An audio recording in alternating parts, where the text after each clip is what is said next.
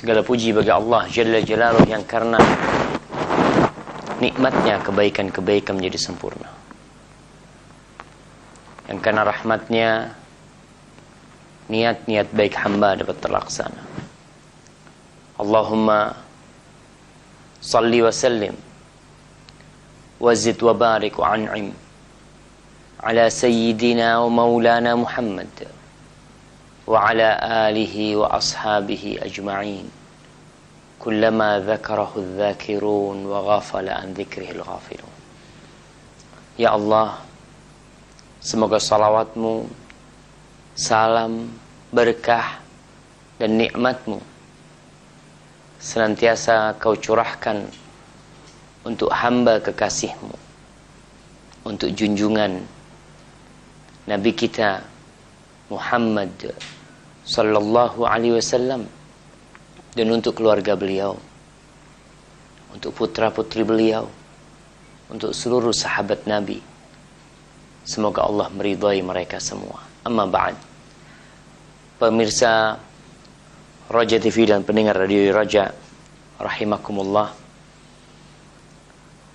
Hari ini malam Senin, insyaallah sudah tanggal 6 Dzulqa'dah 1437 Hijriah. Kita bisa berjumpa kembali setelah libur ya, yang cukup panjang dikarenakan berbagai halangan yang menghalangi kita untuk bisa berjumpa kembali secara langsung di acara kajian kitab Adabul Mufrad ini, sehingga sampai kita lupa di mana akhir yang kita bahas pada pertemuan sebelumnya.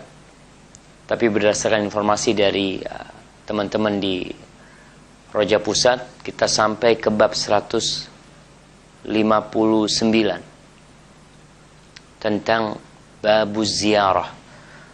Walaupun ana merasa kayaknya udah selesai kita mengkaji bab ini, tapi tidak ada masalah. Kalaupun itu sudah selesai, kita mengulangi kembali membaca hadis-hadis Rasul sallallahu alaihi wasallam, yang semoga hal itu memotivasi kita untuk mengamalkan sunnahnya. Karena tidak sedikit kaum muslimin yang mengaku ahlus sunnah wal jamaah, tapi ternyata mereka adalah orang-orang yang memusuhi sunnah Rasul SAW. Bahkan tidak sedikit di antara kita yang mengklaim dirinya sebagai ahlus sunnah, tapi ternyata dia lebih suka meninggalkan sunnah-sunnah Rasul SAW.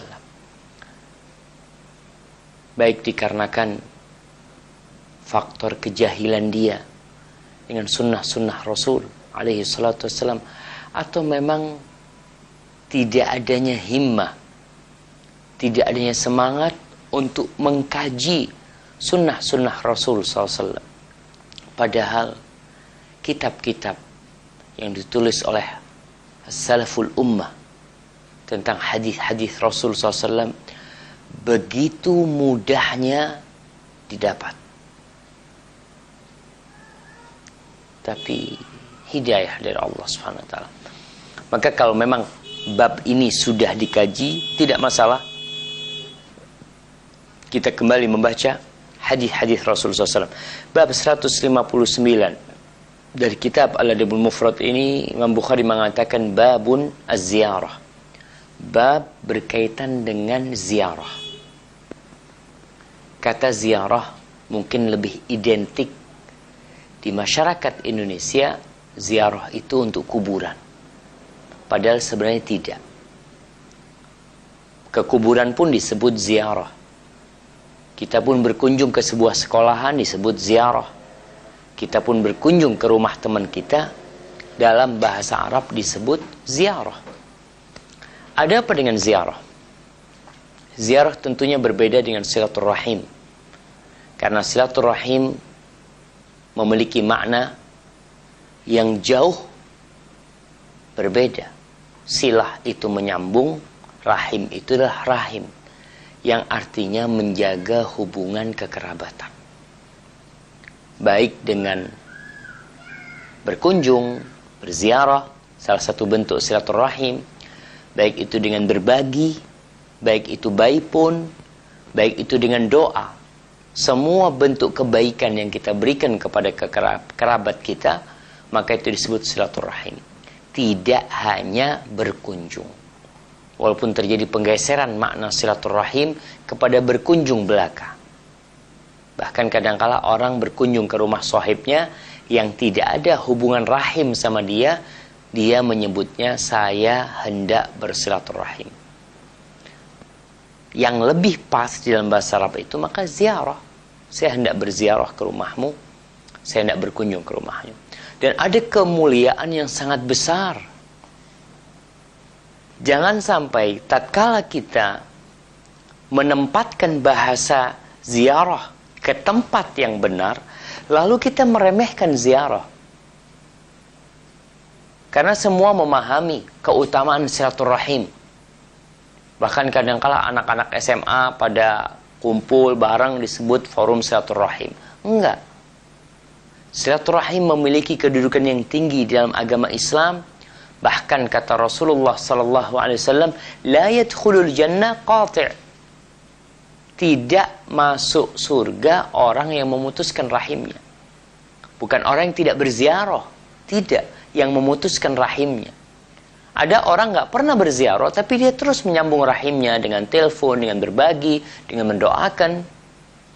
Maka ziarah memiliki keutamaan tersendiri. Apabila ziarah itu dibangun di atas iman.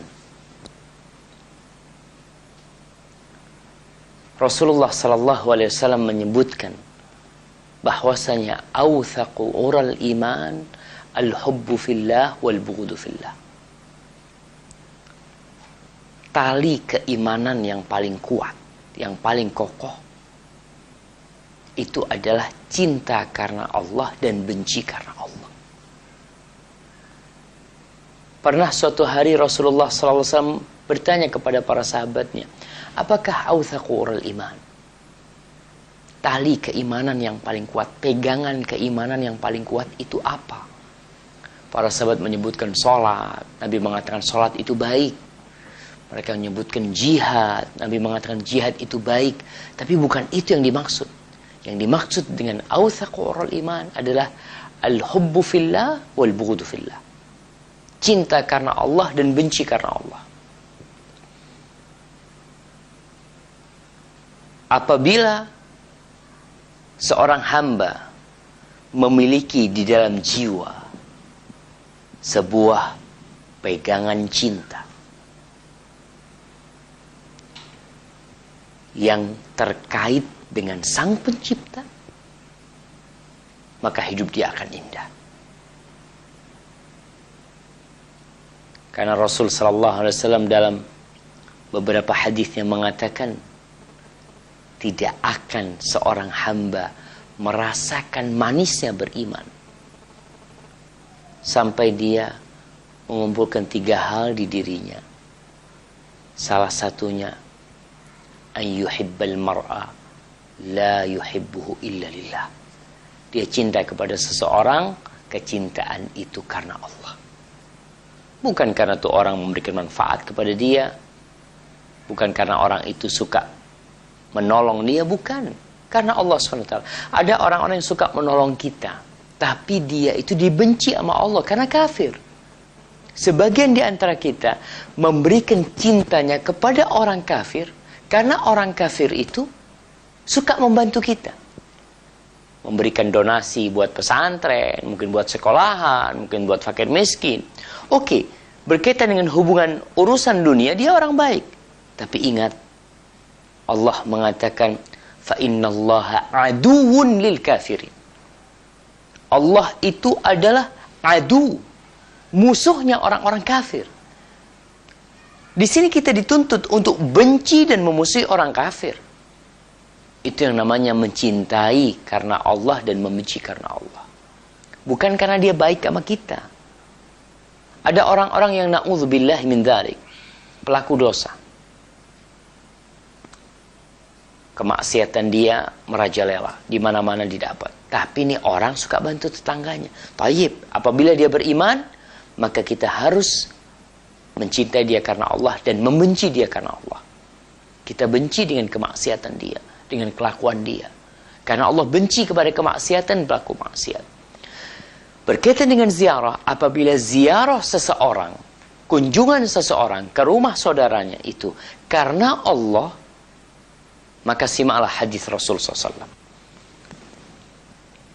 Qala Imam Bukhari haddatsana Abdullah bin Uthman. Qala haddatsana Abdullah bin Mubarak. Qala akhbarana Hammad bin Salamah an Abi Sinan Asy-Syami an Uthman ibn Abi Saudah an Abi Hurairah radhiyallahu ta'ala anhu عن النبي صلى الله عليه وعلى آله وسلم قال إذا عاد الرجل أخاه أو زاره قال الله له طبت وطاب ممشاك وتبوأت منزلا في الجنة. Imam Bukhari mengatakan telah mengajarkan kepada kami Abdullah bin Uthman. Dia berkata telah mengajarkan kepada kami Abdullah bin Mubarak. Siapa yang tidak kenal dengan Abdullah bin Mubarak? Seorang ulama kaum muslimin yang alim, yang kaya raya, dermawan, dan dia mujahid fi sabilillah. Dia berkata telah mengajarkan kepada kami Hammad bin Salamah dari Abi Sinan Asy-Syami, dari Uthman bin Abi Saudah, dari Abu Hurairah radhiyallahu taala anhu. Abu Hurairah meriwayatkan dari Nabi alaihi salatu wassalam, beliau bersabda, idza 'ada ar-rajulu akhahu aw zarahu. Apabila seseorang mengunjungi saudaranya, ada ya'udu, ulama menjelaskan bahwasanya orang yang berulang kali berkunjung disebut ada, atau ada itu lebih sering dipakai untuk mengunjungi orang yang sakit. Auzarahu, dalam kondisi dia sehat. Qala Allahu lahu, maka Allah berkata kepada dia, tibta wa taba mamsyaka wa tabawwa'ta manzilan fil jannah. Maka Allah katakan kepada dia, engkau menjadi orang yang hidupnya baik fid dunya wa fil akhirah, baik di dunia dan di akhirat. Itulah tujuan seorang muslim dalam kehidupan ini. Rabbana atina fid dunya hasanah wa fil akhirati hasanah wa qina adzabannar. Wa taba mamsyak, dan jalanmu itu terhitung jalan yang baik. Karena ingat, ya Allah, semua sarana yang Allah berikan kepada kita, semua fasilitas yang kita pakai dalam kehidupan ini, dari ujung rambut sampai telapak kaki kita, itu kelak akan ada hisabnya, akan ada perhitungannya. Bahkan kulit kita akan menjadi saksi, kulit tubuh kita semuanya, saksi atas apa yang kita lakukan dalam kehidupan ini. Sebagian sering jalan ke tempat kemaksiatan, nonton, ke bioskop. Sebagian lebih sering ke masjid. Sebagian lebih sering datang kajian. Langkah-langkah kaki itu akan ada perhitungannya. Orang yang berkunjung ke rumah saudaranya akan dikatakan tauba mamsya. Jalanmu itu penuh kebaikan. Itu di dunia. Dan di akhirat, wa tabawwa'ta manzilan fil jannah, dan engkau menempati sebuah tempat singgahan di surga. Ini janji yang indah bagi orang yang berziarah. Sekali lagi, ziarahnya itu lillahi ta'ala. Sebagian orang ziarahnya itu karena nagih utang. Sering banget ziarah ke rumahnya fulan. Ngapain kau ke rumahnya fulan terus? Aku mendengarkan hadis Rasul SAW. Barang siapa yang berkunjung ke rumah saudaranya akan didoakan, dan dia akan mendapatkan kehidupan yang baik. Nah, yang ziarahnya lillahi ta'ala. Taib. Kemudian hadis yang selanjutnya, Imam Bukhari mengatakan, haddatsana Bishr bin Muhammad qala haddatsana Abdullah bin Mubarak an Ibn Shawdhab qala sami'tu Malik bin Dinar yuhaddits an Abi Ghalib an Ummi Darda qalat zarana Salman min al-madaini ila Syam mashiyan. Ummu Darda bercerita, telah mengunjungi kami, zarana, Salman dari Madain ke Syam. Madain dulu itu, sampai sekarang Madain itu adanya di Irak. Itu salah satu ibu kota Persia pada masa itu. Dan ibu kota orang-orang Romawi di Syam adalah Damaskus pada waktu itu. Salman Al-Farisi tinggal di Madain. Dia meninggalkan Madain menuju ke Syam, ke Damaskus. Semoga Allah Jalla Jalaluh menurunkan pertolongannya buat saudara-saudara kita Ahlus Sunnah wal Jamaah dari kalangan kaum muslimin yang berada di Syam. Dan semoga Allah menghancurkan musuh-musuh Islam dan musuh-musuhnya. Jalan kaki. Kalau saya lihat di Google Map ya, perjalanan itu ya hampir 900 km. Sekitar itulah. Perjalanan yang cukup panjang. Jalan kaki. Tapi subhanallah, antum kadang-kadang dengar ada orang dari Jember nih naik sepeda ontel ke Jakarta. Ngapain? Kadangkala untuk demonstrasi. Kadangkala tujuannya untuk pamer, untuk menunjukkan, untuk masuk muri, untuk macam-macam. Apakah ada hitungannya? Semua ada hitungannya. Semua akan dihitung. Kalau perjalanan itu perjalanan ketaatan, akan dihitung 1000 km yang dia tempuh sebagai amal kebajikan. Tapi kalau sebaliknya, nggak ada. Allah berfirman dalam sebuah hadis qudsi, man amila amalan asyraka fihi ma'i ghairi taraktuhu syirka. Barang siapa yang beramal satu amalan kemudian dia sisipkan dalam amalan itu niat untuk selain aku, maka aku tinggalkan dia bersama yang dia syirikkan aku dengannya. Karena apa? Allah mengatakan ana aghna syuraka anisyirk. Akulah zat yang paling tidak butuh dengan sekutu. Semuanya itu ciptaan Allah. Maka Salman Al-Farisi datang jalan kaki menuju ke Syam masyian, jalan kaki. Wa alaihi kisa'un wa andarwar. Dia pakai baju dan pakai celana. Ini disebutkan celananya ini mungkin di bawah lutut. Qali yani sarawil musyammarah. Bukan celana yang panjang tapi celana mungkin yang 3/4 ya. Model kayak gitulah. Qala Ibn Shawdhab, ru'ya Salman wa alaihi kisa'un matmumur ra's. Pernah Salman kelihatan dia pakai baju yang ya tahu yang namanya kerahnya kan yang kalau udah rusak karena sering dipakai. Saqitul udhunain. Yani annahu kana arfash. Telinganya sudah jatuh karena tua Salman ini ya. Ada yang mengatakan umur Salman sampai 250 tahun, ada yang mengatakan 100 tahun, 150 tahun. Tapi yang jelas dia itu termasuk sahabat yang panjang umurnya. Dan kita kalau ketemu orang-orang tua, kadang-kala memang telinga dia udah mulai kendor.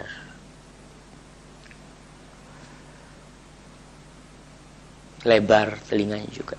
Sampai disebutkan kana arfash. Arfash ini aridhal janibain, yang lebar sampingnya itu. Lalu dikatakan kepada Salman, syawwahta nafsak, engkau memperburuk dirimu. Mungkin dengan pakaiannya seperti itu, kemudian wajahnya dengan telinga yang lebar, Kadang-kala kan ada orang yang Masya Allah, yang dia tuh perhatian dengan penampilan, dengan kulitnya, selalu kulitnya diolesin pakai lotion, pakai macam-macam lah. Biasanya itu perempuan yang kayak gitu. Tapi ada laki-laki yang sibuk dengan penampilan dia, dengan kulit dia, nggak masalah, yang penting tidak berlebihan. Tapi itu bukan ukuran bagi seorang muslim, seorang hamba Allah. Ketika Salman ditegur, engkau itu memperburuk dirimu. Mungkin kalau engkau pakai ini, pakai itu, mungkin wajahmu tidak akan seperti ini.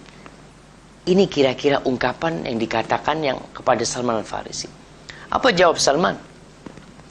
Qal, innal khaira khairul akhirah.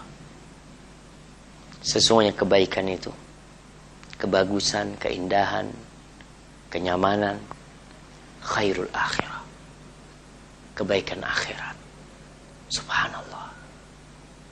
Allah katakan, walal akhiratu khairul laka minal ula. Allah katakan kepada nabinya, dan akhirat itu benar-benar lebih baik untuk dirimu daripada dunia. Dan manusia di masa kini sibuk dengan jasmani mereka, dengan rambut mereka, dengan kuku mereka, dengan kulit mereka. Tapi mereka tidak pernah berpikir bahwa suatu saat kulitmu akan keriput. Nggak di dunia, di kuburan akan keriput.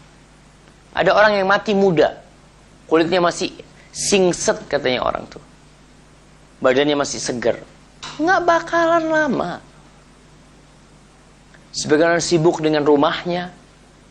Biasanya kalau mau Id, ya mulai dicat rumahnya, dibersihin. Bersihkan hati kita, bersihkan jiwa kita, hiasi diri kita.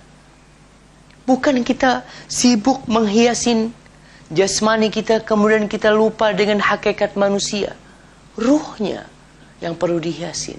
Maka Salman mengingatkan, innal khaira khairul akhirah. Dan Rasul sallallahu alaihi wasallam pernah mengatakan itu, innal khair khairul akhirah.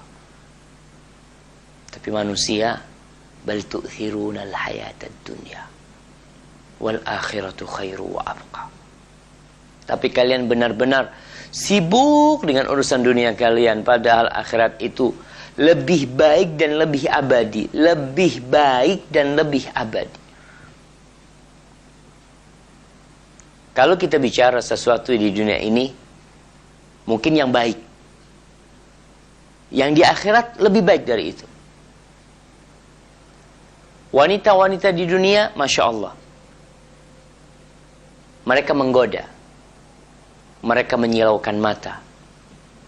Tapi dibandingkan dengan akhirat, subhanallah, Rasulullah SAW menceritakan, law ittala'at imra'atun min hur'ain ila dunya, andai kata satu dari wanita penghuni surga, bidadari itu melongok melihat kepada dunia, maka timur dan barat akan terang. Ya ma, subhanallah.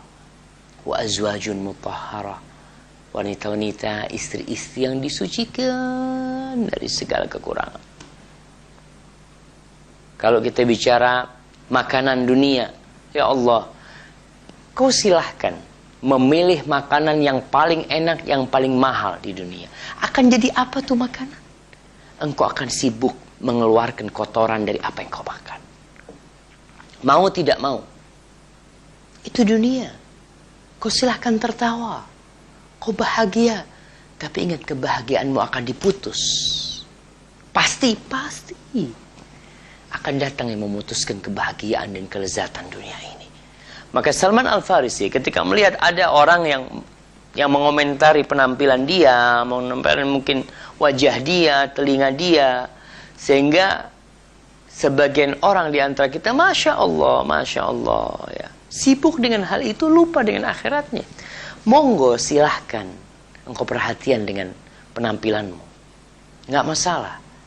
Rasul sallallahu alaihi wasallam pernah ditanya, ya Rasulullah, inna ahadana yuhibbu an nakuna na'lahu jamilain atau jamilatain. Ya Rasulullah, Sebagian di antara kita itu suka pakai sandal yang bagus, pakai baju yang bagus, ya. Apa itu bukan sombong? La. Innallaha jamilun yuhibbul jamal. Allah itu maha indah dan Allah cinta dengan keindahan. Itu bukan kesombongan. Tapi jangan cuma itu yang diperhatikan. Kita banyak nih, apabila melihat orang penampilannya kurang baik, kurang bersih, kita menyepelekan dia, merendahkan dia. Nggak boleh. Bisa jadi dia masuk surga lebih dahulu dari kita. Tapi kalau kita mau memberikan nasihat kepada dia, nggak masalah. Tapi jangan sampai itu yang menjadi pedoman kita. Kalau ada yang meminang putri kita, yang dilihat bajunya, yang dilihat dahulu wajahnya, tingginya, kulitnya. Kapan dilihat agamanya? Terakhir nanti. Ketika udah pas calon menantunya, udah ganteng, udah tinggi, udah kaya, lalu setelah dicek agamanya kurang. Apa katanya? Gampang. Nanti agamanya bisa diperbaiki. Subhanallah. Kenapa? Karena kita lebih condong kepada dunia. Berat kita sama dunia. Padahal kita tahu akan kita tinggalkan. Taib. Ini hadis Salman Al-Farisi. Kemudian hadis yang selanjutnya bab 160, babun man zara qauman fata'ima indahum. Bab tentang orang yang berziarah ke satu kaum dan dia makan di tempat mereka. Nggak masalah. Tapi ada adab yang perlu diperhatikan bagi orang yang berkunjung. Imam Bukhari mengatakan haddatsana Muhammad bin Salam qala haddatsana Abdul Wahhab an Khalid Al-Hadza an Anas bin Sirin an Anas bin Malik radhiyallahu taala anhu anna Rasulullah sallallahu alaihi wasallam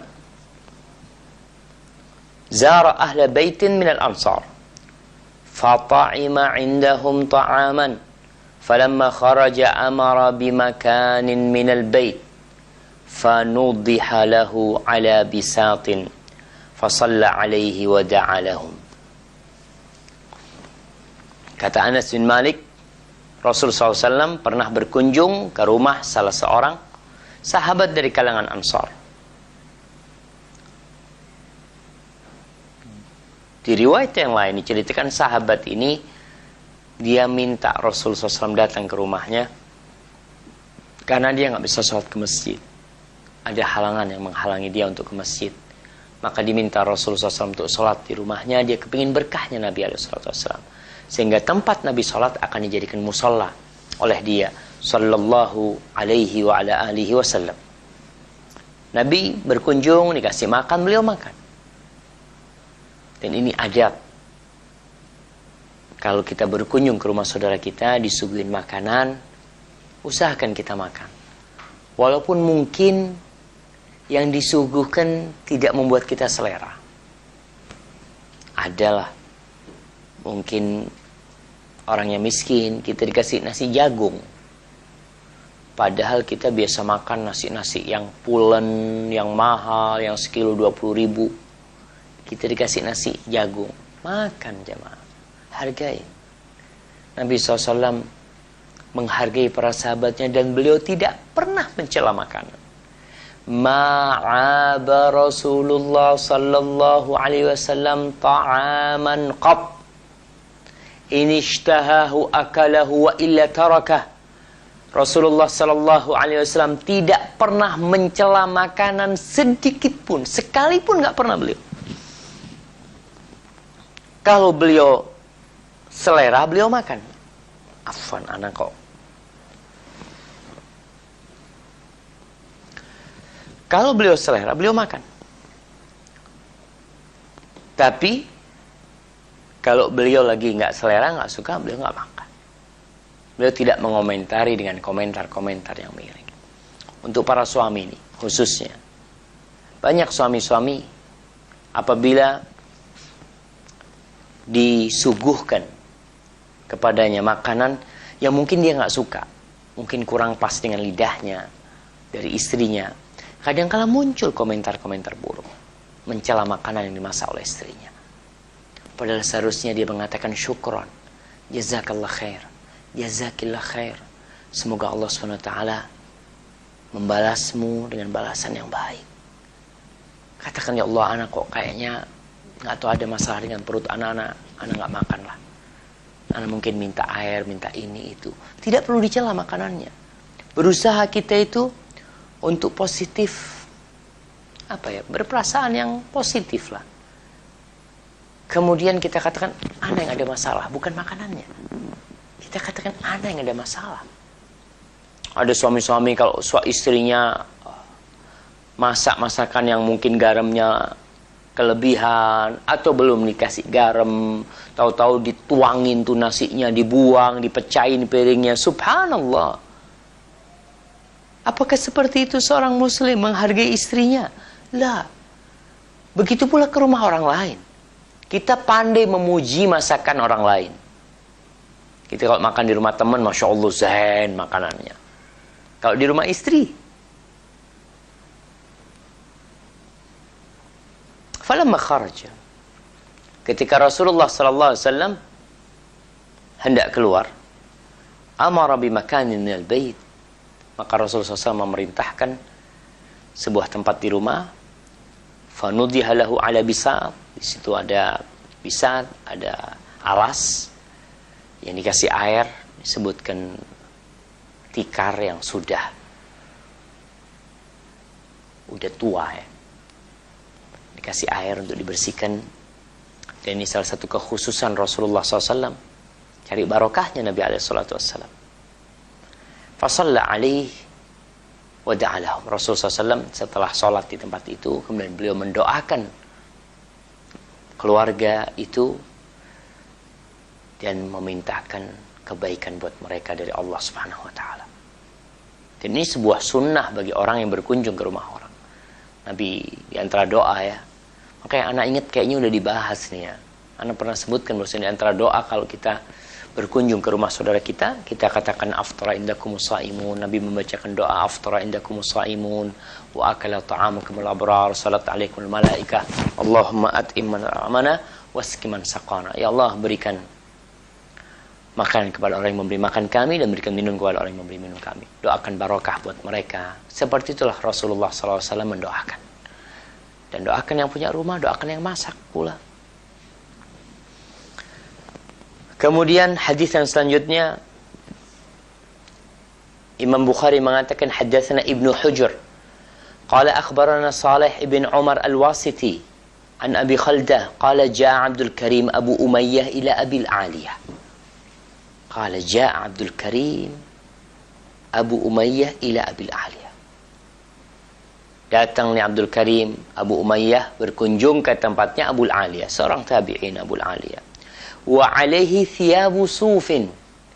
Dia ni pakai baju dari kulit, dari suf, wol, dari subhanallah. Ada wol yang halus ya, tapi ada wol-wol yang kasar memang, yang kadang-kala dipakai buat karpet, wolnya itu. Abul Aliyah melihat nih yang berkunjung ke tempat dia, seorang alim ulama yang pakai baju dari wol. Faqala lahu Abul Aliyah, maka Abul Aliyah menegur. Supaya kita jelas nih, memperhatikan penampilan nggak apa-apa, tapi jangan berlebihan. Maka Abul Aliyah di sini menegur Abdul Karim Abu Umayyah, innama hadhihi thiyabur ruhban. Ini pakaianmu ini untuk menunjukkan kezuhudan, itu pakaiannya para pendeta. Di mana pendeta-pendeta Bani Israel biasa pakai wol, pakaian mereka. Karena itu termasuk pakaian yang kasar, yang cepat, yang nggak nyaman di tubuh, kemudian cepat membuat orang berkeringat. Ini pakaian-pakaian pendeta nih. Memang disebut ruhban karena mereka meninggalkan dunia, memikirkan akhirat dulu tuh, kayak gitu tuh. In kanal muslimun, dia ingin menjelaskan bagaimana umat Islam terdahulu, kalangan sahabat Nabi. In kanal muslimun idza tazawaru tajammalu. Mereka dulu itu kalau berkunjung, mereka saling berbagus-bagusan pakaian, berhias diri. Nggak apa-apa, tapi jangan berlebihan. pakai surban yang bagus, pakai baju yang bagus, yang bersih. Mungkin dia mau pakai jamnya, dia punya jam, dia punya cincin, dia pakai cincinnya, dia pakai sepatu yang bagus, ya, dia pakai celana yang bagus, nggak apa-apa. Bahkan ini termasuk sunnah kalau ceritanya Abul Aliyah. Kalangan para sahabat itu kalau berkunjung mereka itu, mereka saling berhias. Karena apa? Karena pada hakikatnya zuhud itu tidak hanya dalam pakaian. Zuhud itu di hati sini nih. Kalau punya, maka kalau kita berkunjung, biasanya orang tuh milih baju nggak apa-apa, pakai baju yang bagus, lalu datang. Asalkan bukan untuk merendahkan orang. Pakai surban yang bagus, yang indah, datengin ke rumahnya orang. Mau jamnya dipakai nggak apa-apa, cincinnya mau dipakai nggak masalah.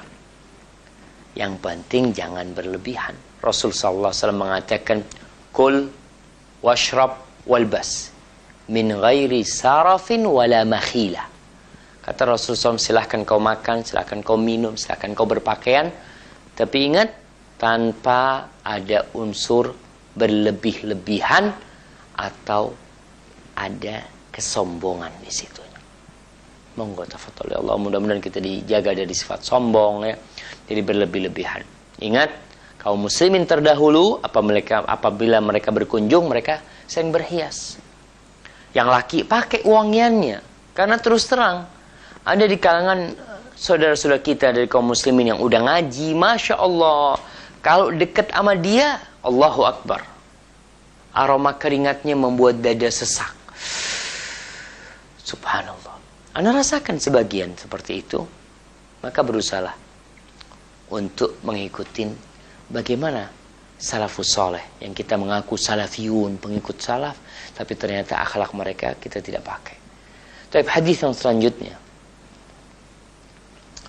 qala al-Imam Bukhari haddatsana Musaddad, na'am, an Yahya قال أخبرنا خالد بن عبد الله عن عبد الملك العرزمي قال حدثنا عبد الله مولى أسماء قال أخرجت إلي أسماء جبة من طيالسة عليها لبنة شبر من ديباج وإن فرجيها مكفوفان أو إن فرجيها مكفوفان به فقالت هذه جبة رسول الله sallallahu alaihi wasallam kana yalbasuha lilwufud wa yaumal jumu'ah. Abdullah maula Asma, mantan budaknya Asma, berkata, pada suatu hari Asma binti Abi Bakar radhiyallahu taala anhuma mengeluarkan jubah dari Toyalisa. Jenis pakaian Toyalisa yang disebutkan adalah jubah yang bulat, yang ada lubang di tengahnya, dipakai dari atas seakan-akan. Tapi jubah. Jadi model jas mungkin kalau sekarang ini, tapi itu jubah yang dipakai dari atas. Yang disebutkan di sini, di lehernya itu ada apa istilahnya pakaian itu? Kalau ada pakaian yang dikasih model pita, ya. Mungkin antum pernah ngelihat kadang-kala pakaian yang digunakan oleh mahasiswa-mahasiswa yang lulus dari ujian, yang lagi wisuda. Wallahualam, kayaknya modelnya itu ada warnanya. Jadi di lehernya, di kerahnya itu, di lubang untuk masukkan kepala itu ada list dari sutra. Sutra itu boleh dipakai paling besar 4 jari. Itu dipakai di situ, ada pinggirannya, ya pinggiran mungkin disebutnya, pinggiran dari sutra. Lalu dikatakan hadhihi jubbatu Rasulillah, ini jubahnya Rasulullah sallallahu alaihi wa ala alihi wasallam, kana yalbasuha lilwufud. Dulu Nabi biasa memakainya, mengenakannya untuk menyambut tamu, menyambut delegasi-delegasi. Wa yaumal jum'ah, dan beliau pakai pada hari Jumat ketika beliau khutbah Jumat. Subhanallah. Begitulah kita kalau mau jumpain orang, termasuk bentuk penghormatan kita, kita berkunjung dengan pakaian yang bagus, dan kita menyambut tamu dengan pakaian yang bagus pula. Kadang-kala ada orang nyambut tamunya pakai kaos dalam yang udah bolong-bolong ya, yang udah sobek sini, sobek sana, pakai sarung yang udah Masya Allah. Ya, kalau kita bicara sunnah, kau sambut orang, tamu itu kalau disambut dengan pakaian yang bagus, dia merasa dihargain. Tapi kalau yang nyambut udah kelihatan dari jauh, sarungnya udah miring-miring kadangkala, bajunya udah udah kotor, mungkin dia habis kerja, nggak masalah. Ketika ada tamunya, suruh anaknya, fadol, suruh duduk tamunya, abah mau ganti baju. Kalau mungkin perlu cuci tangan, perlu basuh muka, pakai bajunya, kemudian semprotkan parfumnya, pakai parfumnya, lalu jumpain tamunya. Itu termasuk penghormatan kepada tamu. Wa hadhihi minas sunnah. Dan ini termasuk sunnah. Dan jangan diremehkan. Ustaz, apa nggak bertentangan dengan zuhud? Tidak. Asalkan tidak berlebih-lebihan. Zuhud itu tarku ma la yanfa' fil akhirah. Meninggalkan sesuatu yang tidak bermanfaat untuk di akhirat. Kalau nih kita pakai baju yang bagus, dengan niatan mengikuti sunnah Rasulullah SAW, dengan niatan menghormati tamu kita untuk menjamu dia, ini termasuk sunnah. Kita akan dapat pahala. Nggak dapat dosa. Tapi kalau kita nggak punya, ya nggak masalah. Ya udahlah, apa yang kita punya. Kalau memang saat kita punya baju satu lah paling tidak yang bagus.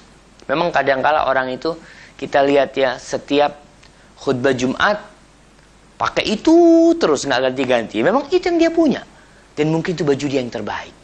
Subhanallah jamaah.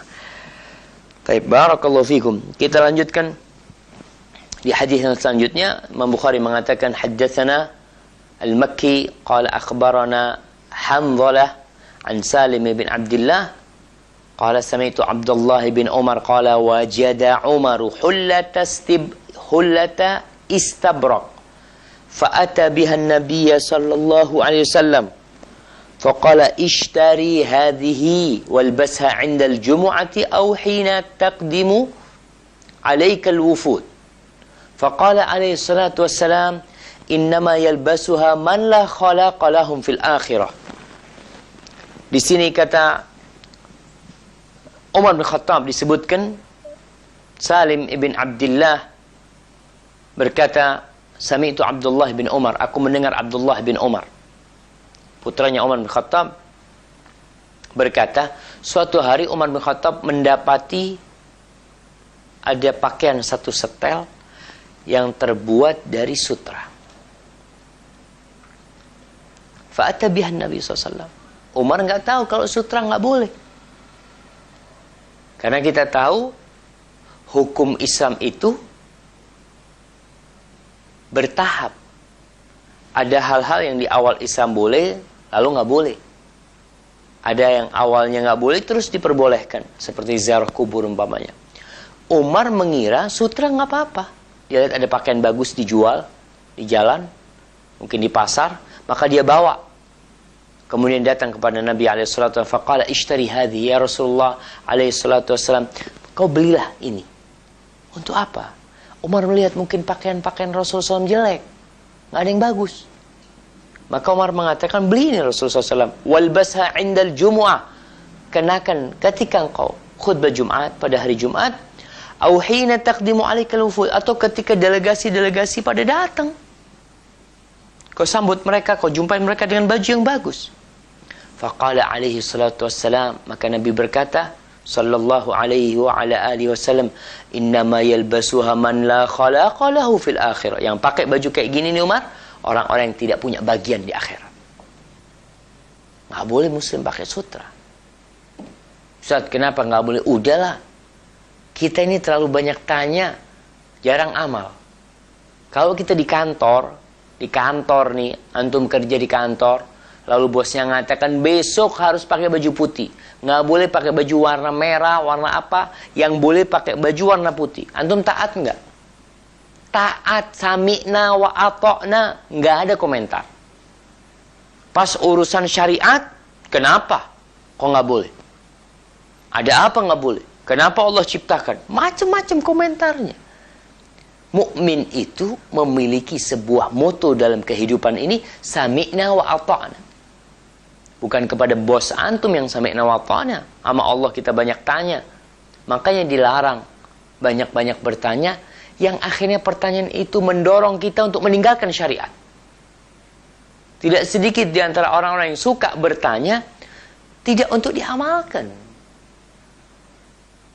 Maka ingat nih, dalam hadis ini disebutkan Rasulullah SAW mengatakan yang pakai baju itu adalah orang yang tidak ada bagian di akhirat. Selesai Umar.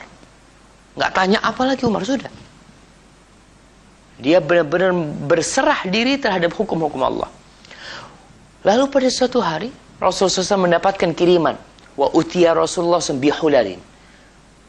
Beliau dapat kiriman beberapa setel pakaian nih dari sutra. Fa'arsala ila Umar bihullah. Umar dikirimin satu setel pakaian.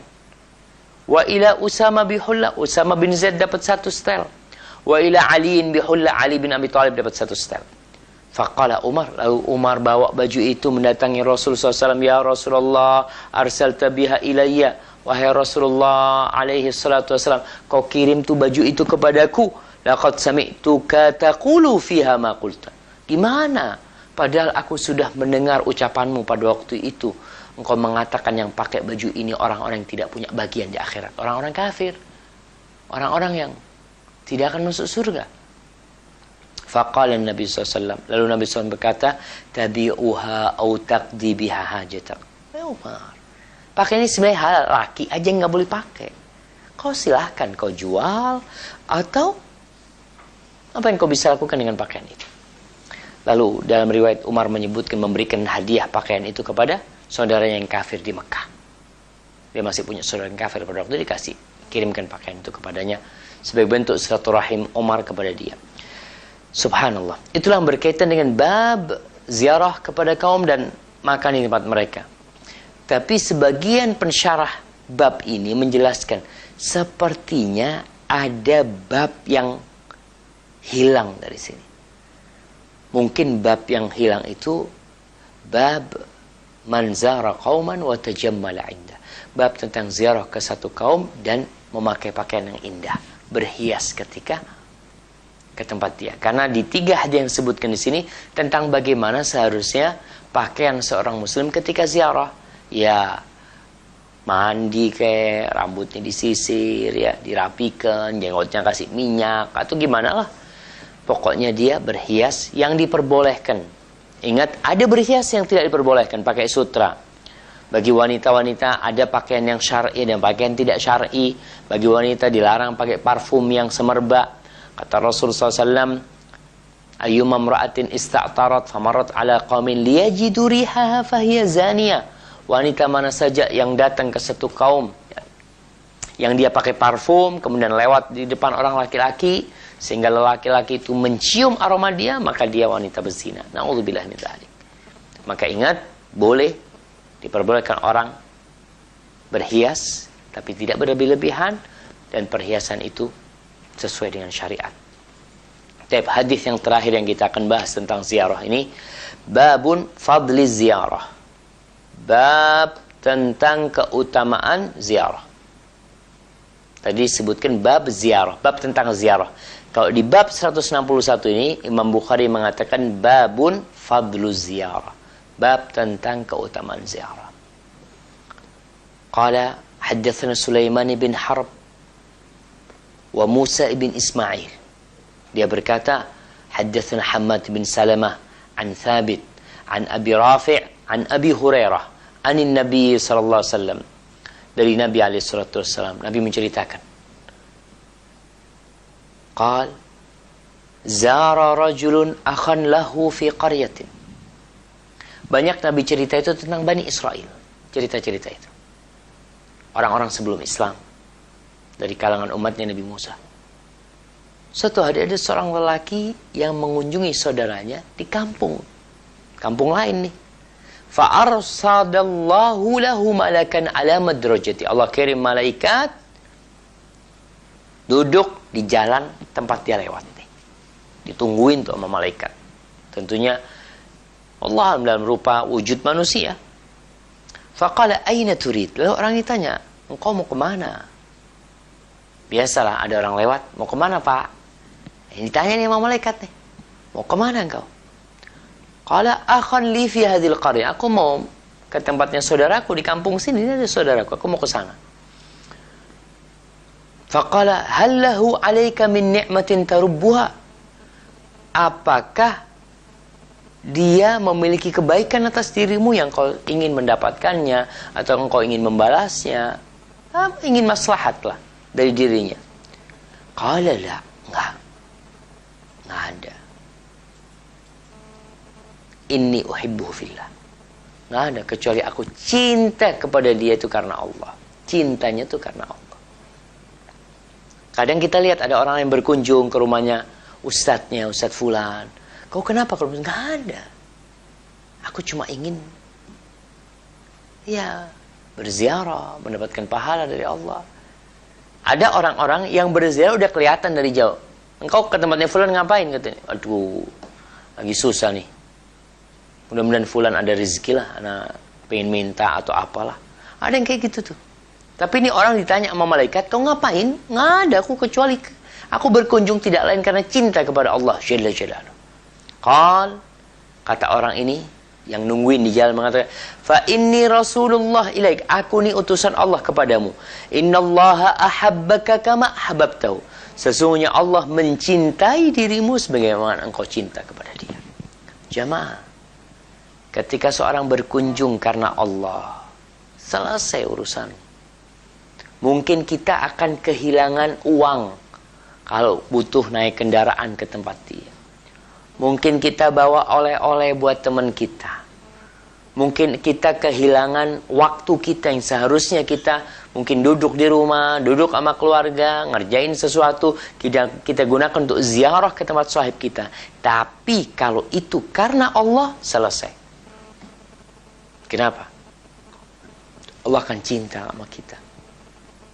Dan kalau Allah udah cinta sama kita, kita aja kalau jadi anak kesayangan presiden, kita kalau jadi anak kesayangan umpamanya jenderal, anak kesayangan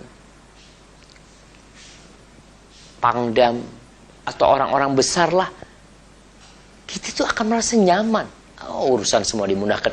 Bagaimana kalau yang cinta sama kita itu Rabbul Alamin, itu Allah yang memiliki langit dan bumi, yang menciptakan alam semesta ini. Kalau Allah udah cinta.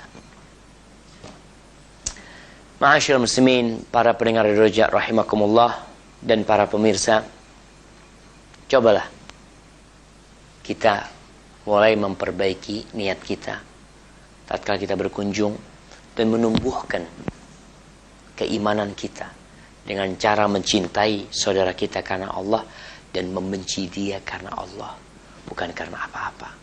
Hadza wallahu a'lam bissawab. Mungkin itu yang bisa kita kaji pada kesempatan kali ini. Apabila itu benar itu dari Allah Subhanahu wa taala, kalau ada yang salah dan kurang berkenan dari diri anda pribadi, Allah dan Rasulnya terbebaskan dari kesalahan itu. Fadhal kepada teman di studio pusat, Roja. Naam, jazakallahu khairan Ustaz atas penjelasannya, dan semoga Allah membalas ilmu yang antum berikan dengan balasan yang terbaik.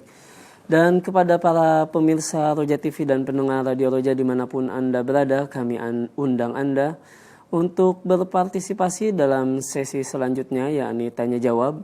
Anda dapat mengirimkan pertanyaan Anda melalui pesan singkat di nomor 0819896543, atau Anda juga bisa mengirimkan pertanyaan Anda secara langsung di nomor 0218236543. Untuk pertanyaan pertama, kita akan angkat dari pesan singkat, Ustaz. Pertanyaan dari pendengar di Purwakarta. Beliau bertanya, Ustaz, terkait dengan ziarah ini, terkadang kita merasa tidak enak menziarahi saudara kita kalau tidak membawa buah tangan atau oleh-oleh, Ustaz. Yang pada akhirnya membuat kita membatalkan ziarah tersebut. Apakah ini termasuk talbis iblis Ustadz? Mohon penjelasannya.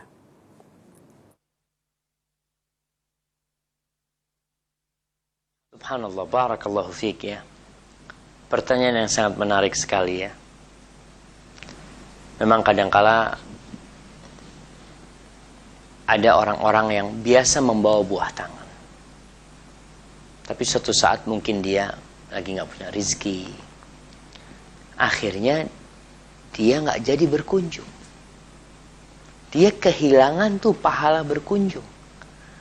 Dan ini mungkin salah satu dari talbis iblis dan bisikan setan. Akhirnya kita meninggalkan ziarah. Seseorang yang meninggalkan amal kebajikan yang seharusnya dia lakukan dengan alasan yang sebenarnya alasan itu tidak terlalu tidak terlalu urgen dalam syariat. Beda kalau kita nggak wudhu, umpamanya sholat tanpa wudhu batal. Tapi ziarah tanpa bawa oleh-oleh nggak masalah. Tinggal datang ke sana minta maaf. Afwan nih, anak mau bawa sesuatu cuma nggak sempat atau gimana. Seperti itu. Dan insya Allah saudara kita itu, kalau tadi karena Allah berziarahnya, insya Allah saudara kita itu akan menerima kita. Walaupun kita tidak membawa apa-apa. Tapi kalau kita punya rizki, punya kelebihan rizki, bawalah sesuatu. Paling tidak bawa oleh-oleh buat anak dia. Senang tuh orang kalau dibawain oleh-oleh ya. Senang banget ya. Kita dapat pahala berziarah dan dapat pahala berbagi. Tapi kalau tidak, nggak masalah. Berangkat ke sana, tetap niatnya lillahi ta'ala. Bukan untuk dipuji, bukan untuk disanjung, tapi niatnya memang berziarah karena mencintai saudara kita, disebabkan Allah Jalla Jalla. Hadza wallahu a'lam bissawab. Jazakallahu khairan Ustaz atas penjelasannya. Dan untuk pertanyaan selanjutnya kita akan coba mengangkat pertanyaan melalui line telepon di 021 823 6543. Tafadhol. Halo, Assalamualaikum. Waalaikumsalam warahmatullahi wabarakatuh. Dari siapa Bapak, di mana? Dari hamba Allah di Sumbar, Pak. Di Sumbar. Sumbar. Ya, Sumatera Barat. Baik, silakan Bapak. Ini pertanyaan di luar tema, Pak. Tidak apa-apa, Pak ya. Nah. Nah, ini kan saya masih belajar sunnah. Ya, kalau ketika sholat berjamaah itu, yang sholat isya, maghrib dan subuh itu kita mengikut membaca Al-Fatihah atau gimana, Pak Ustaz? Soalnya saya masih ragu gitu. Dan saya ingin mengamalkan apa yang diamalkan oleh Ustaz kita gitu, Ustaz Syafiq Basalama. Saya ingin mengikutinya gitu, mana yang sesuai dia kerjakan. Saja Pak Ustaz. Baik, jazakallahu khairan untuk penanya di Sumbar. Mungkin pertanyaannya di luar tema. Tafadhol Ustaz.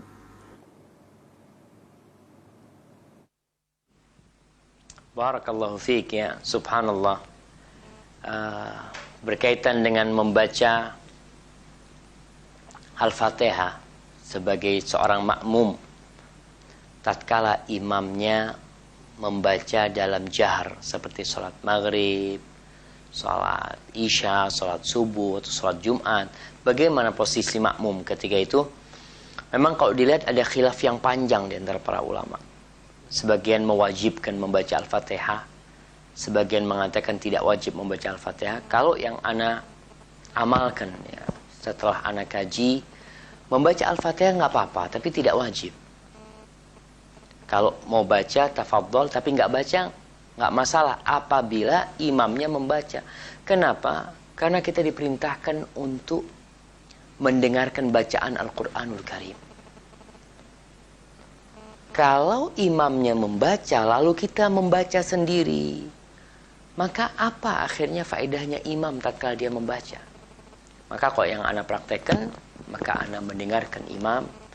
Kalau bacaan imam terdengar, tapi kalau bacaan imam tidak terdengar, kadangkala suaranya imam kecil, kita di belakang, ya ketika itu ana membaca. Hadza wallahu a'lam bishawab. Tapi yang jelas masalah ini termasuk masalah khilafiyah di antara para ulama yang cukup panjang. Insyaallah semua yang mengamalkan, baik yang membaca atau yang tidak membaca, mereka memiliki sandaran yang sama-sama kuat, dan semoga semuanya mendapatkan ganjaran atas ijtihad dan pilihan dia dalam membaca Al-Fatihah ketika menjadi makmum. Hadza wallahu a'lam bissawab. Na'am. Baik, jazakallahu khairan Ustaz atas penjelasannya, dan kami ingatkan bagi Anda para pemirsa Roja TV dan pendengar Radio Roja dimanapun Anda berada untuk memanfaatkan sesi tanya jawab ini agar lebih bermanfaat. Kami harapkan menyesuaikan pertanyaan Anda dengan tema yang sedang dibahas, yakni bab ziarah dalam pembahasan kitab Al-Adabul Mufrad. Dan untuk selanjutnya kita akan coba angkat penanya kembali melalui pesan singkat dari hamba Allah, Bapak Edi di Kendari. Ustadz, bagaimanakah kalau kita berziarah ke rumah sahabat, tapi terkadang kunjungan itu hanya untuk bercanda saja Ustadz, karena sudah lama tidak bertemu. Apakah ziarah dengan tujuan untuk bercanda saja ini diperbolehkan? Mohon penjelasannya.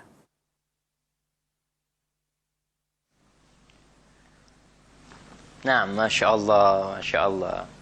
Ya kadang-kala kita nih rindu sama teman-teman yang humoris, ya, sama teman-teman yang mereka cerita tentang masa lalu, masa ini.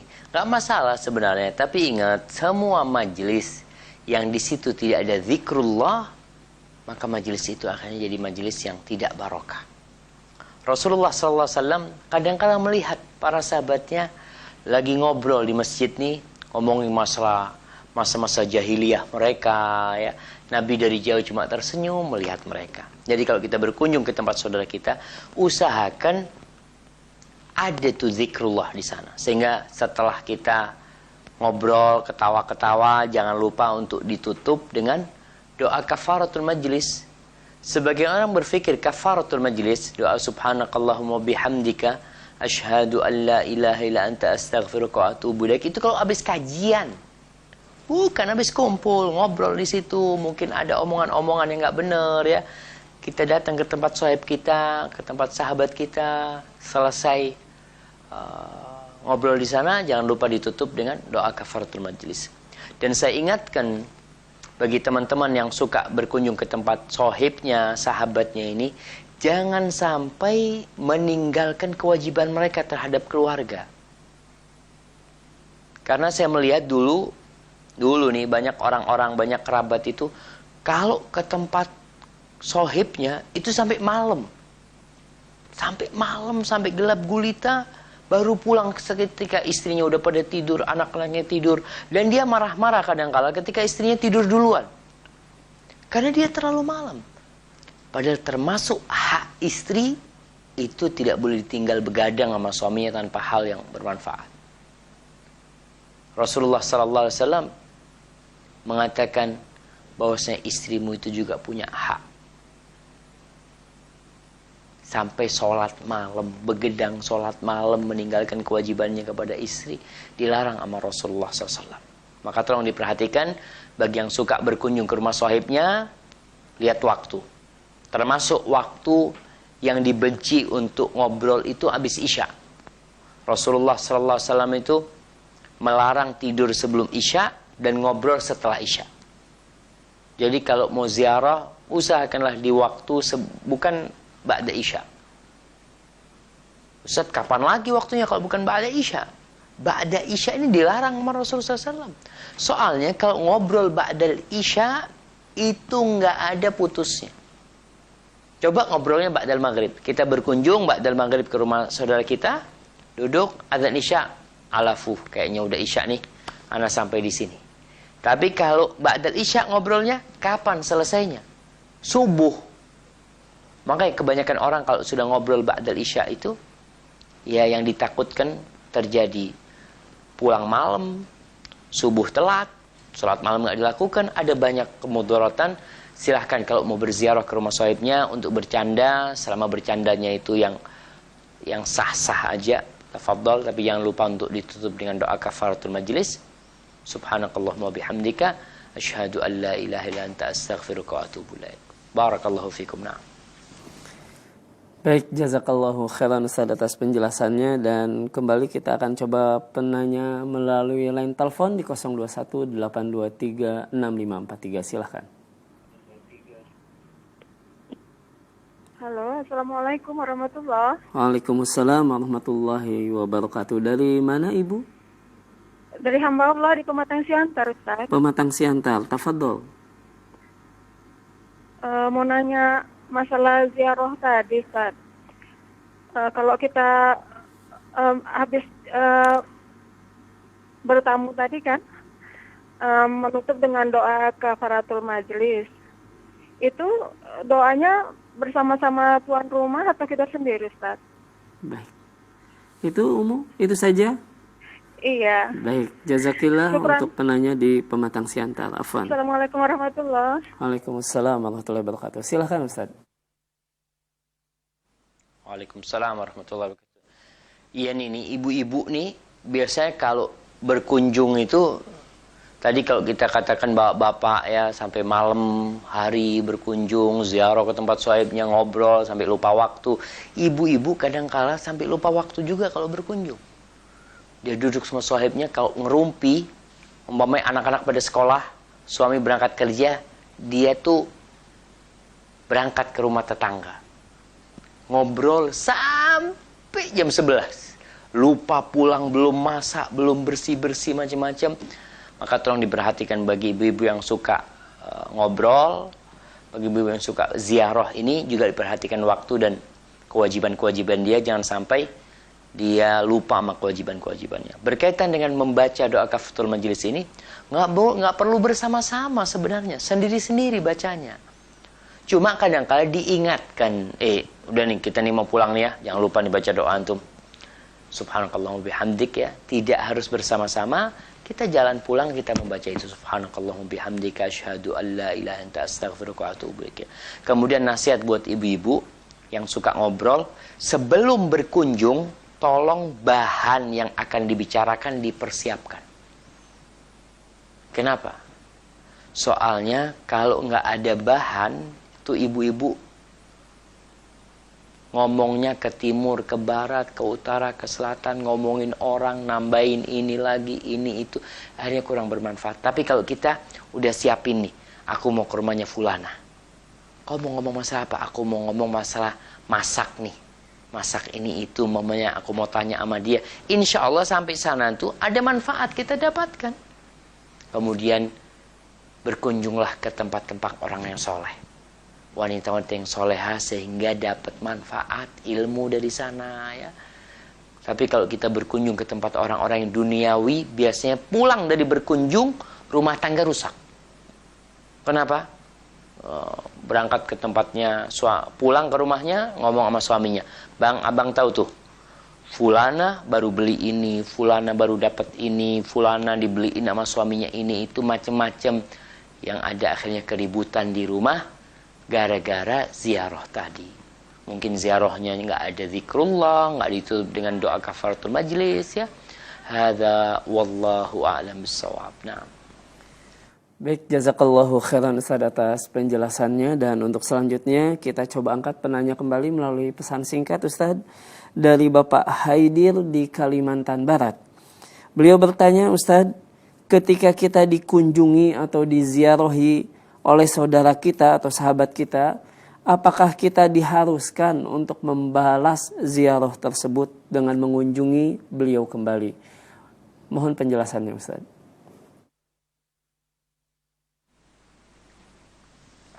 Subhanallah ya. Barakallahu fikum ya. Ini berkaitan dengan orang yang mengunjungi kita, apa kita wajib membalas kunjungan dia? Rasulullah sallallahu alaihi wasallam bersabda, man sana'a ilaikum ma'rufan fakafi'uh. Barang siapa yang berbuat baik kepada kalian, maka balaslah dia.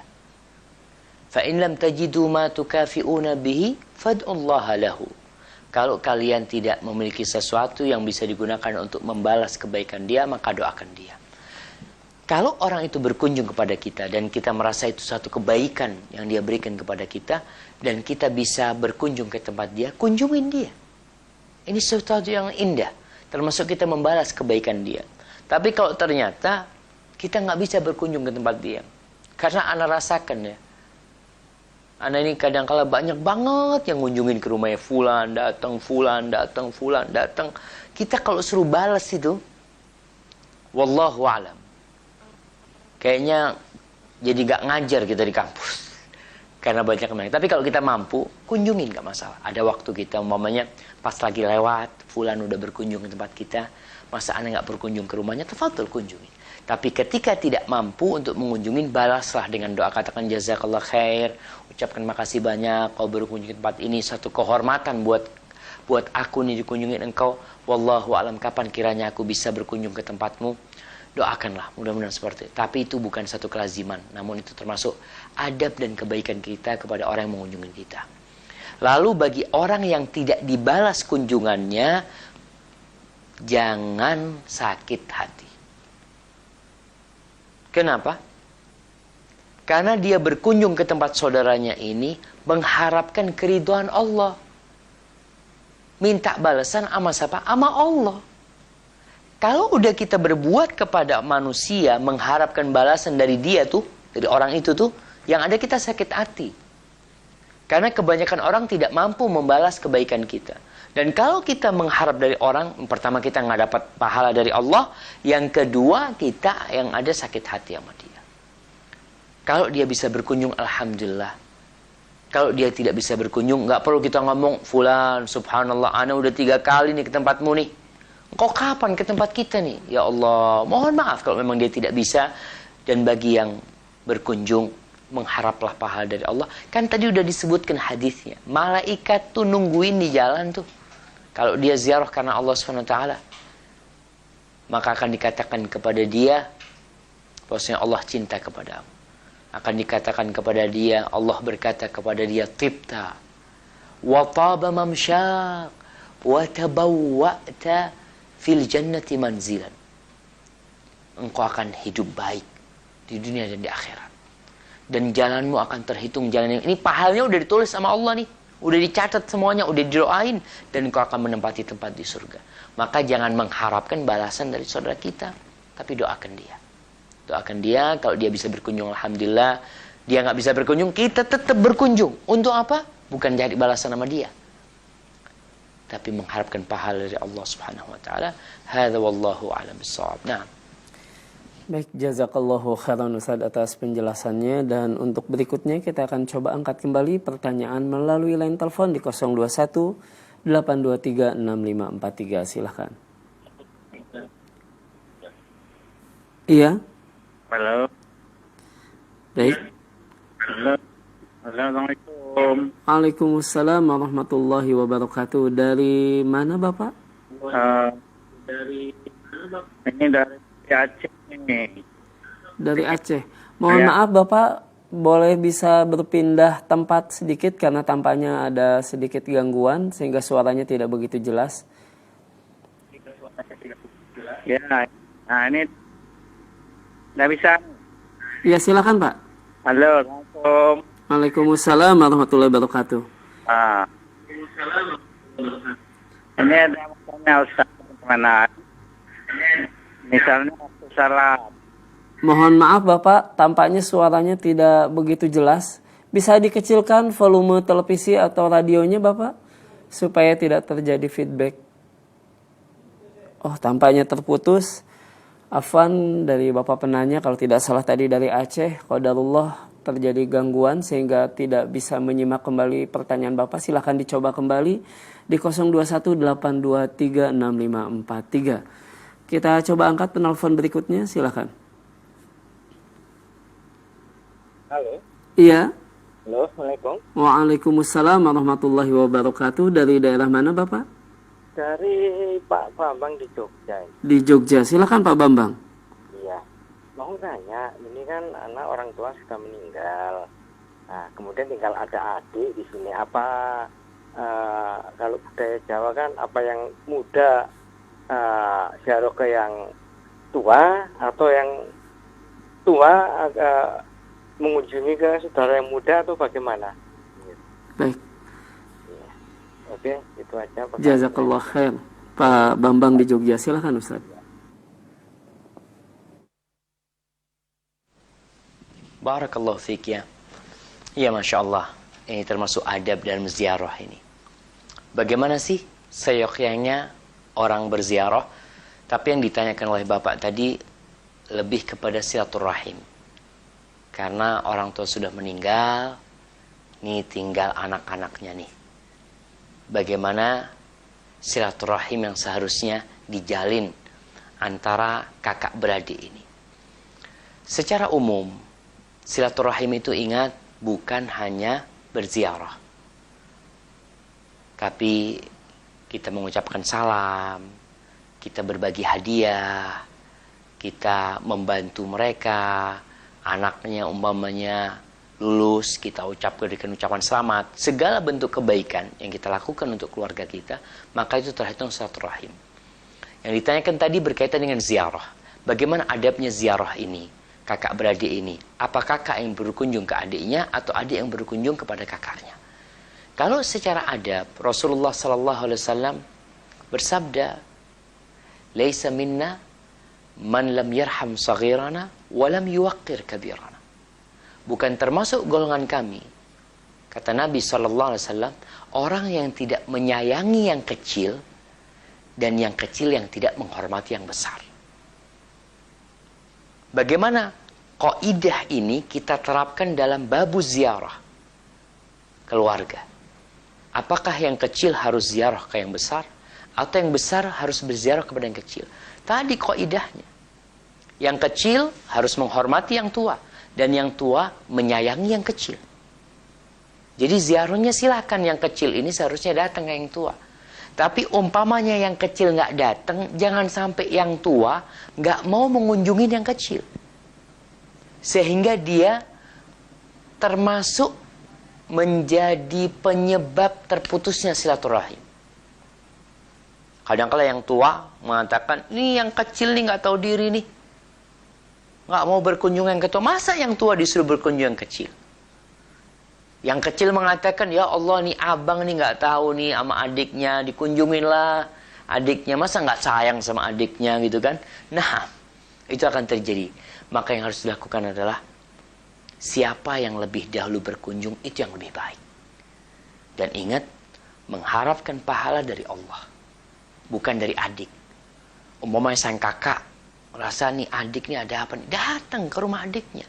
"Assalamualaikum dik, kenapa dik? Ya Allah, aku kangen sama engkau. Kapan kau datang ke rumah?" Tanya sama dia.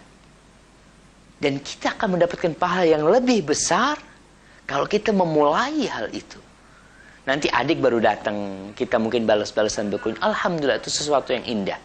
Dan yang disebut penyambung silaturahim, yang akan mendapatkan janji Allah, rizkinya diluaskan, umurnya dipanjangkan, bukan yang sudah saling balas-balasan.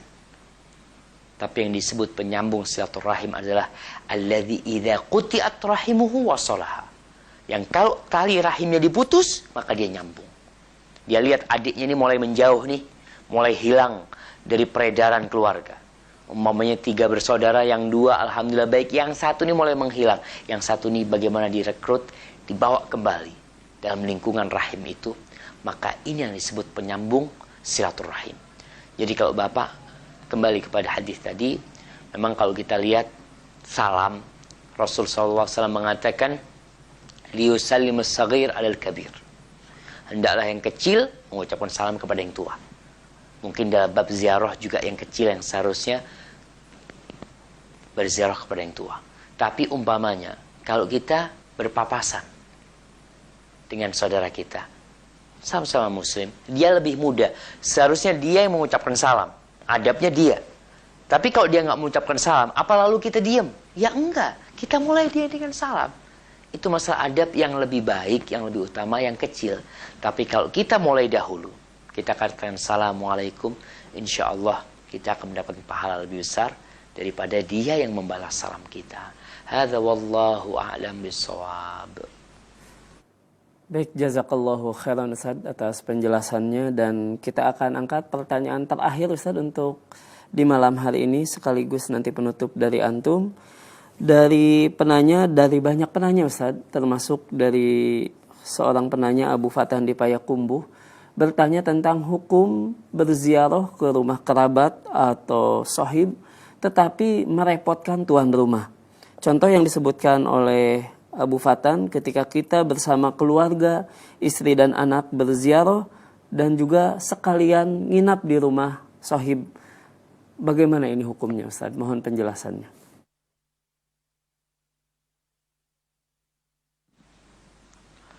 Nah, berkaitan dengan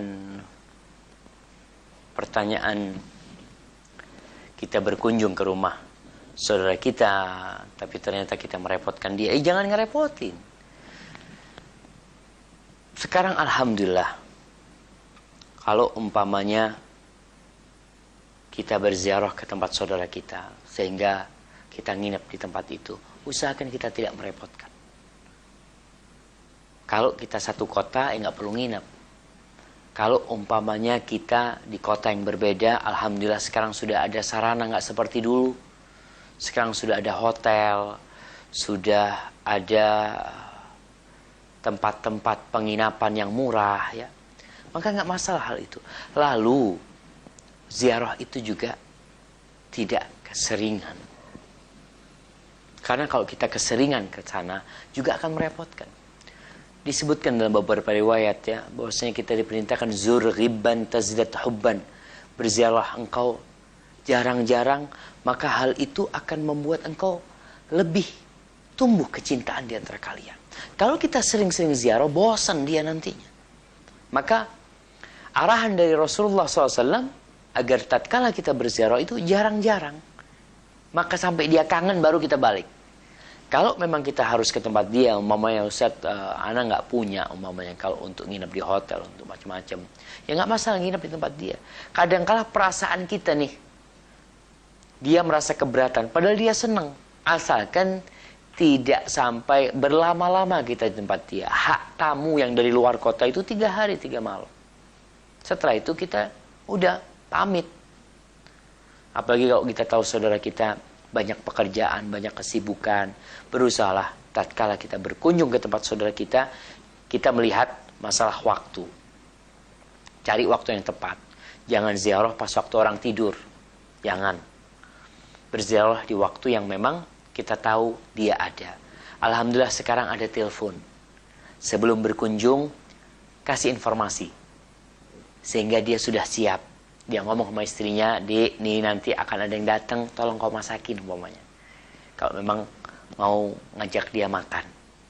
Kemudian yang ketiga, kalau umpamanya ditolak ziarah kita, pulang. Karena memang itu sebuah kemuliaan kalau kita datang ke rumah sahib kita, tahu-tahu dikatakan fulan tidur, ya udah kita pulang. Fulan lagi istirahat, kita pulang. Wa idza qila lakum irji'u farji'u huwa azka lakum. Kata Allah, apabila dikatakan kepada kalian sama tuan rumah, pulanglah kalian.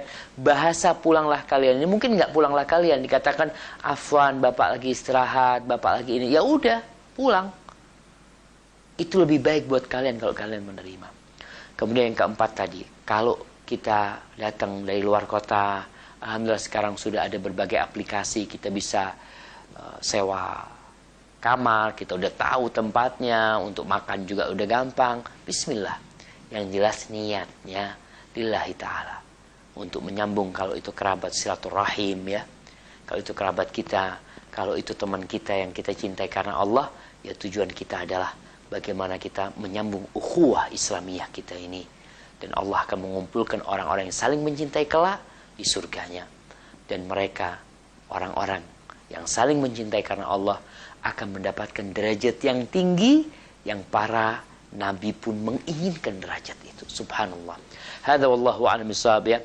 Sebagaimana tadi dikatakan oleh Abu Luqman, ana akan tutup dengan pertanyaan terakhir tadi. Kita sudah selesai, dan semoga apa yang didengar itu bermanfaat buat kita dan bisa kita aplikasikan dalam kehidupan ini. Sampai berjumpa kembali. Semoga senantiasa dalam lindungan ilahi. Wassalamualaikum warahmatullahi wabarakatuh.